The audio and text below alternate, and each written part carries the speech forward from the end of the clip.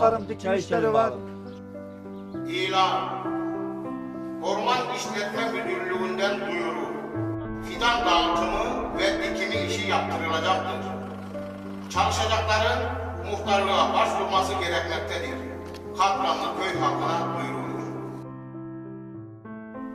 1946 yılından bu yana 9 milyon hektara yakın alanda ağaçlandırma yapıldı. Bu, neredeyse tüm ülke topraklarının %10'u demek. Yolları elimizle açtık. O zaman daha dozer mozer yoktu. Buraların her tarafında çalıştım. Belki o ağacı ben diktim.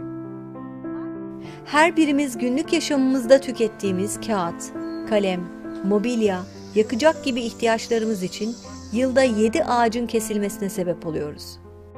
Demek ki ortalama bir hesapla her insan için ömrü boyunca 500 ağaç kesiliyor. Ne zorluğuna yetiştiğini bilince hepsi eyvah dedi, paltayı kendi bellerine vurdular. Öyle hoşuma gitti ki o yetişen ormanlar. Vay dedim, şimdiye kadar bizim kestiklerimiz ne oldu? Orman sadece ağaçlardan oluşan bir alan değildir.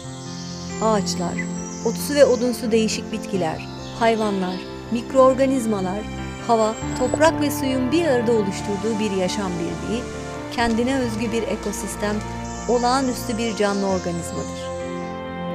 Bu yüzden fidan dikmek için kat edilen her yol, atılan her bir adım, vurulan her bir çapa aslında gezegenimizdeki canlılığın devamı için. Türkiye artık ormanlarını kaybetmiyor. Tam tersine, her yıl giderek artan alanda yapılan ağaçlandırmalarla ormanlarını arttırıyor, zenginleştiriyor. Orman Genel Müdürlüğü, 15.000 personeli ve 122.000 orman köylüsüyle 334 ayrı projede ağaçlandırma çalışmalarına devam ediyor.